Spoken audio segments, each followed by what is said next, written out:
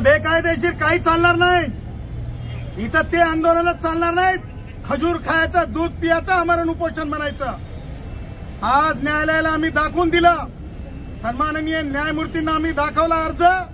ज्या अर्जामध्ये काय लिहिलंय म्हणजे ते स्वतः अर्ज केलेला नाही, त्रेस्तांकडून अर्ज केला जातो आणि लिहिलं जात आहे म्हणे आमरण उपोषणाला आलोत आणि खाण्यापिण्याची व्यवस्था करा. वा रे वा पठ्ठे, खायचं प्यायचं आणि आमरण उपोषण सांगायचं, हे खोटारडेपणा आज त्यांच्याच जरंगे आणि त्यांच्या समर्थकांच्या अर्जावरून उघडा पडला. त्याचबरोबर माननीय न्यायालयाला आज आम्ही दाखवलं की कशा प्रकारचे अर्ज केले गेले आणि राज्य सरकार का यांना थांबवू शकत नाही. जयश्री पाटील विरुद्ध मुख्यमंत्री महाराष्ट्र या केसमध्ये मराठा आरक्षणाला असंविधानिक ठरवलेलं होतं. ही बाब स्पष्ट असताना परत काँग्रेसचा माजी कार्यकर्ता रेस्पॉन्डंट नंबर 9 जरंगे हा कशा प्रकारे राजकीय लोकांच्या हाताला धरून काम करत आहे. उदाहरणार्थ आम्ही सुप्रिया सुळेताईंचं नाव घेतलं, आम्ही शरद पवारांचं नाव घेतलं.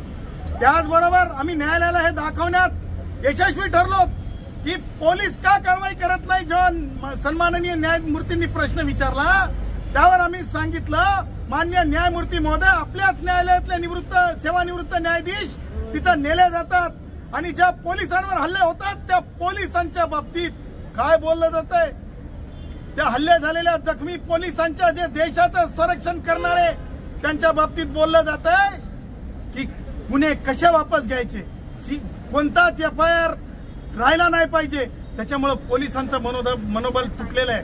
आम्ही मंत्री छगन भुजबळांची तक्रार दाखवली की कशा खुनी स्वरूपाचे आंदोलन आहेत, कसे खून होत आहेत सोलापूर पंढरपूर येथे.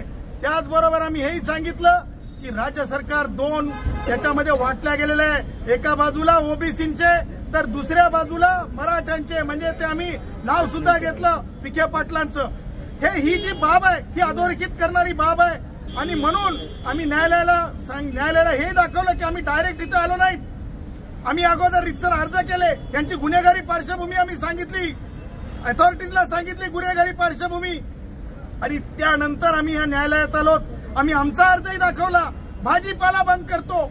अरे म्हणजे काय जिम्मेदारी आहे, काय दहशत आहे की म्हणजे आपलं जे हे असतंय म्हणजे जे मार्केट ज्याला म्हणतो आपण नवी मुंबईचं, ते कशा प्रकारे बंद केलं जातंय. पुणे आज कसं बंद आहे, अँब्युलन्स किती तास वेटिंग आहेत, ह्या सगळ्या वेदना, ही बॉम्बे आर्थिक राजधानी कशी बंद करायचा प्रयत्न आहे, ह्या सगळ्या बाबी आम्ही दाखवल्या.